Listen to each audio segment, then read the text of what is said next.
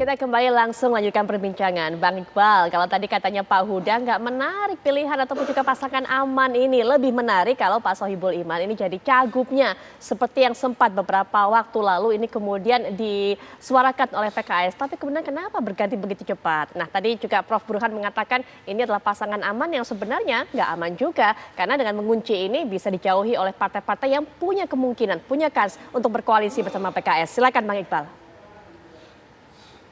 Saya kira dari pandangan PKS tentu saja analisa media kami justru 94% hadirnya Pak Sohibul Iman jadi cawagup itu justru sangat positif trennya berbanding Pak Sohibul Iman jadi cagupnya. Ini ada dua analisisnya. Kemudian dua adalah semangat kader kami double, triple bahkan ya. Kader-kader PKS di semua lini, DPR, DPC, DPD itu luar biasa semangatnya karena sudah lama kadernya tidak maju sebagai berkontestasi di Jakarta. Karena PKS di Jakarta itu sudah menang bukan pertama kali di 2004. Di 2004 juga pernah menang dan kami juga nggak bisa berlayar. Dan hari ini tentu saja kami momen penting bagi PKS untuk bisa berlayar. Karena dalam tren pilkada PKS, di mana ketika calonnya maju, kadernya maju, maka energi kadernya akan lebih semangat, berlipat ganda. Jadi itu tren positifnya.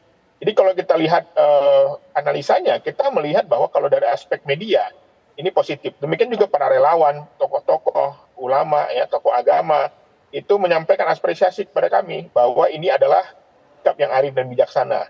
PKS mau mundur selangkah, tetapi juga Pak Anies juga mengambil jalan tengah. Artinya sama-sama happy. Jadi kehadiran pasangan ini saya kira keberkahan bagi warga DKI Jakarta, karena Pak Sohibul Iman ini bukan lagi orang yang baru hadir di Jakarta. Beliau ini pernah menjadi anggota DPR RI dari Dapil Jakarta II yang meliputi Jakarta Selatan, Pusat, dan Luar Negeri. Pernah menjadi Wakil Ketua DPR RI, pernah menjadi Presiden Partai, pernah menjadi Rektor, saya kira lengkap pengalamannya. Jadi akan membawa, insya Allah pasangan ini akan membawa Jakarta maju warganya bahagia, maju kotanya bahagia warganya. Baik, kalau secara CV oke, secara visi misi oke. Tapi apakah kemudian pasangan ini bisa menjadi magnet dari partai-partai lain untuk juga bisa berkoalisi? Karena kalau tadi katanya Prof. Burhan, memang Nasdem ini sudah memberikan dukungan. Tapi kalau belum di atas kertas, kalau belum tanda tangan di KPUD, masih belum aman itu. Bagaimana upaya PKS untuk bisa mengamankan ini, Bang Iqbal? Ya, saya kira ini semuanya nanti berpulang kepada Mas Anies ya, sebagai pengantin. Dan Pak Sohibul Iman juga. Tapi dari hasil komunikasi kami, Nasdem dan PKS sudah cukup. Kalaupun nanti ada partai-partai lain yang mendukung, kami sangat welcome sekali, sangat bijaksana menerimanya dengan senang hati dan bergembira. Tetapi kami lagi-lagi pada kali ini yang sebagai partai pemenang di Jakarta tentu saja memiliki strategi lain, yaitu bagaimana ingin pimpinannya, kadernya, seniornya itu juga bisa berlayar di ibu kota Jakarta saat ini.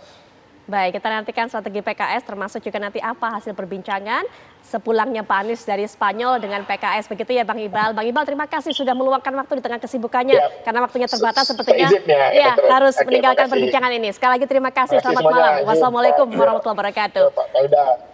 Ya.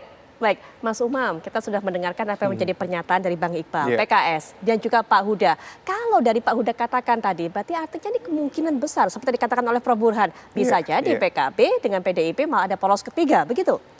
Iya, memang agak unik ini, statement dari Gus Huda itu bukan sekedar statement, tetapi sebuah sinyal politik yang cukup terang benderang, sekaligus juga bisa menjadi kopling bagi titik pisah antara PKB dengan Mas Anies. Karena ketika kemudian masih dibuka kuncinya, itu proses negosiasi dan kompromi masih terbuka. Dan rumus dalam koalisi ya umum, who gets what, siapa mendapatkan apa.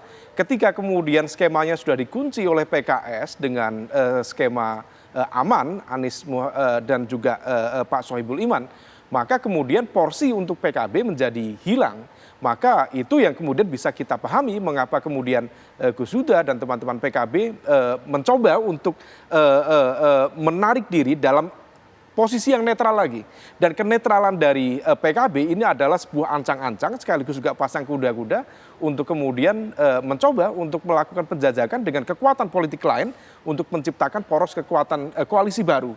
Dan betul tadi kata Mas Burhan, kemungkinan lahirnya poros ketiga ini sangat memungkinkan.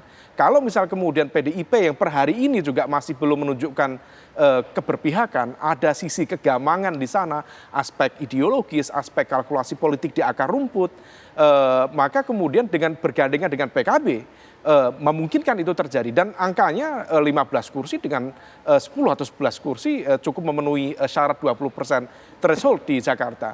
Nah, oleh karena itu ini yang kemudian perlu diantisipasi betul, terutama oleh lingkaran Mas Anies.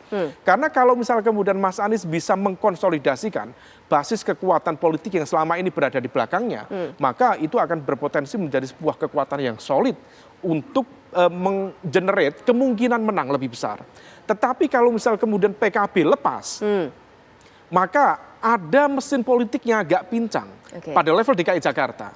Nah, dan kalau misal kemudian betul tercipta 3 poros, let's say Kim 1 poros, kemudian Anies dengan PKS barangkali di backup oleh Nasdem di 1 poros, dan kemudian PKB berada di poros lain bersama PDIP misalnya, gayung bersambut di sana, salah satu yang diuntungkan adalah Kim.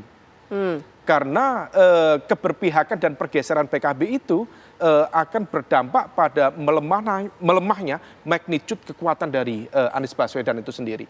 Meskipun ya tentu masing-masing memiliki captive market yang berbeda, memiliki basis pemilih loyal yang berbeda, tetapi inilah dinamika. Dan rumus dasar dalam koalisi sekali lagi, ketika distribusi politik dan juga kesejahteraan tidak merata, maka disitulah kemudian akan muncul faksionalisme dan perpecahan di dalam konteks kebersamaan berkoalisi. Nah, tampaknya yang disampaikan oleh Mas Huda adalah indikasi mengarah ke sana. Baik, pernyataan dari Pak Huda ini ternyata diartikan oleh para pengamat politik kita, 2 pengamat politik yang menjadi narsum pada malam hari ini begitu terang benderang, begitu Pak Huda. Apakah memang seperti itu Pak Huda? Ini potensinya begitu besar untuk bisa menjadi poros ketiga. Nanti ya Pak Huda silakan dijelaskan, tapi setelah jeda berikut ini kami sudah kembali.